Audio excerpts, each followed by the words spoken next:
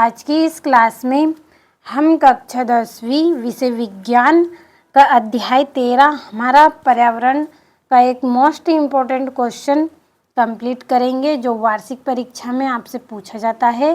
तो देखिए, किताब में आपका जो चित्र दिया गया है, इसी चित्र के द्वारा मैं आपको यहाँ पे समझाने वाली हूँ इस प्रश्न के आंसर को। और यही चित्र आपको बनाना है कॉपी में, अपनी नोटबुक में। तो इसलिए मैंने इसी चित्र को लिया है ताकि आपको अच्छे से समझ में आए। तो आपका प्रश्न रहेगा, एक पारितंत्र में ऊर्जा के प्रवाह आरेख को समझाइए या फिर चित्र सहित समझाइए। इस तरह का आपका प्रश्न रहेगा। तो देखिए, चलिए बिना किसी देरी के हम इस प्रश्न के आंसर को कंप्लीट करते हैं। तो यहाँ पे सबसे पहला आपको दिया गया है सूर्य का प्रकाश। तो सूर्य का जो प्रकाश है, इस सूर्य के प्रकाश को देखिए, सबसे पहले कौन ग्रहण करेगा? उत्पादक। ये जो सूर्य का प्रकाश है, इसकी ऊर्जा है, ये क्लोरोफिल की उपस्थिति में देखिए जो ऊर्जा इससे प्रदान होगी, वो ऊर्जा सबसे पहले किसको मिलेगी? उत्पादक को। उत्पादक से जो ऊर्जा है वो किस में जाएगी? शाकाहारी में। और शाकाहारी से ऊर्जा किस में जाएगी? मांसाहारी में। और मांसाहारी से किस में जाएगी? शीर्ष मांसाहारी में। तो इस तरह से इसमें जो ऊर्जा का प्रवाह हो रहा है वो कैसा है? क्रम के अनुसार हो रहा है, यानी कि एक के बाद एक इसमें ऊर्जा प्रदान हो रही है। तो आपको समझ में अच्छे से आ रहा होगा। देखिए, कोई ज़्यादा कठिन नहीं है, बहुत ही आसान और सरल है। कि देखिए, सूर्य का प्रकाश है, सूर्य के प्रकाश से जो ऊर्जा मिलेगी वो सबसे पहले किसको मिलेगी? उत्पादक को। उत्पादक कौन है? हमारे हरे पेड़ पौधे हैं। तो हरे पेड़ पौधों से ऊर्जा किसको मिलेगी? फिर शाकाहारी को, यानी कि प्राथमिक उपभोक्ता को मिलेगी। और प्राथमिक उपभोक्ता कैसे हैं? हमारे शाकाहारी हैं, जो किसको ग्रहण करेंगे? सिर्फ पेड़ पौधों को ही ग्रहण करेंगे। ये मांस का भक्षण नहीं करते हैं। क्यों? क्योंकि ये क्या है? सिर्फ शाकाहारी है। इसके पश्चात हमारी ऊर्जा शाकाहारी से किसको मिलेगी? मांसाहारी को।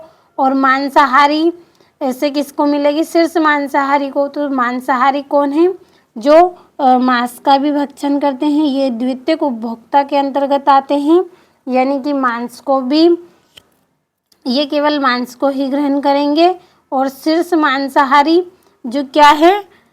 सिर्फ इनको मांस ही चाहिए खाने में। ये क्या करेंगे? केवल मांस का ही भक्षण करेंगे। और जो इनको ऊर्जा अगर चाहिए तो वो क्या करेंगे? केवल मांस का ही भक्षण करेंगे। तो आपको देखिए, ज़्यादा कंफ्यूज नहीं होना है, बस अच्छे से समझना है कि सूर्य का प्रकाश है, सूर्य से जो ऊर्जा मिलेगी वो कौन ग्रहण करेंगे?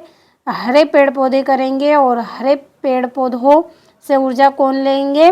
शाकाहारी जीव लेंगे, हमारे जैसे हिरन है, खरगोश है, ये लेंगे उस ऊर्जा को। और इसके पश्चात शाकाहारी से ऊर्जा किस में जाएगी? मांसाहारी में जाएगी। और मांसाहारी से हमारी ऊर्जा किस में जाएगी? शीर्ष मांसाहारी में, जो केवल मांस का ही भक्षण करेंगे। तो उसे हम बोलते हैं शीर्ष मांसाहारी। तो इसमें ऊर्जा का जो प्रवाह हो रहा है वो कैसा हो रहा है? एक ही दिशा में हो रहा है, यानी एक देशिक हम इसको बोल सकते हैं, या एक ही दिशा में होता है। तो इसमें ऊर्जा का प्रवाह कैसा होगा? एक ही दिशा में होगा। तो अच्छे से आपको इस चित्र को अपनी कॉपी पे बना लेना है और इसी तरह से बनाना है और अच्छे से आपको कंप्लीट करना है। और यहाँ से हम थोड़े से इस चैप्टर को भी आप लिख सकते हैं। नीचे चित्र में आपको लिखना है, ऊर्जा प्रवाह से दो बातें स्पष्ट होती हैं। पहली कौन सी? कि देखिए, ऊर्जा प्रवाह एक दिशी होता है, अथवा यानी कि एक ही दिशा में होता है। जैसे कि मैंने, आप इस चित्र में भी देख सकते हैं कि ऊर्जा का जो हमारा प्रवाह है वो कैसा हो रहा है? एक ही दिशा में हो रहा है। देखिए, यहाँ पे ये इस तरह से एरो भी लगे हुए हैं। तो ऊर्जा के प्रवाह से दो बातें स्पष्ट हुई हैं। कौन सी? पहली कि ऊर्जा का प्रवाह कैसा होता है? एक दिशिक होता है, अथवा यानी कि एक ही दिशा में होता है। और स्वपोषी जीवों द्वारा ग्रहण की गई ऊर्जा पुनः सौर ऊर्जा में परिवर्तित नहीं होती है। अब देखिए, जो स्वपोषी जीव हैं वो ऊर्जा ग्रहण करेंगे तो वो ऊर्जा पुनः सौर ऊर्जा में परिवर्तित नहीं होगी।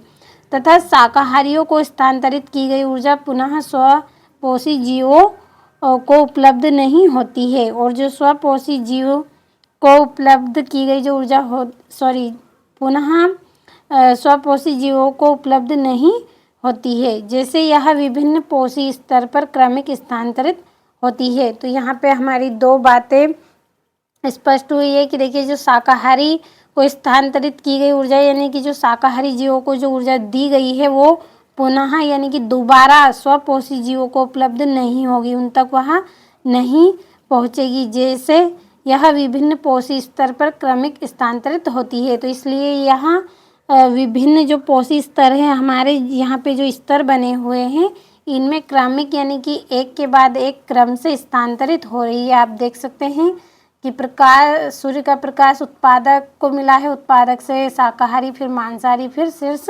मांसाहारी। तो इस तरह से क्रमिक स्थानांतरित होती है एवं अपने से पहले स्तर के लिए उपलब्ध नहीं होती है, और अपने से जो पहले स्तर है उसके लिए उपलब्ध नहीं होती है। और दूसरी प्रत्येक स्तर पर ऊर्जा की हानि के कारण प्रत्येक पोषी स्तर पर उपलब्ध ऊर्जा में उत्तर ह्रास होता है। तो ये आपको इतना सा चैप्टर यहाँ से लिखना है।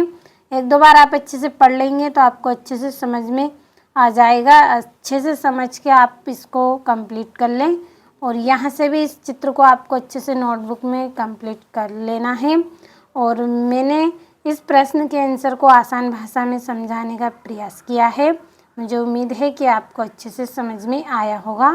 तो अच्छे से आप कंप्लीट कर लीजिए।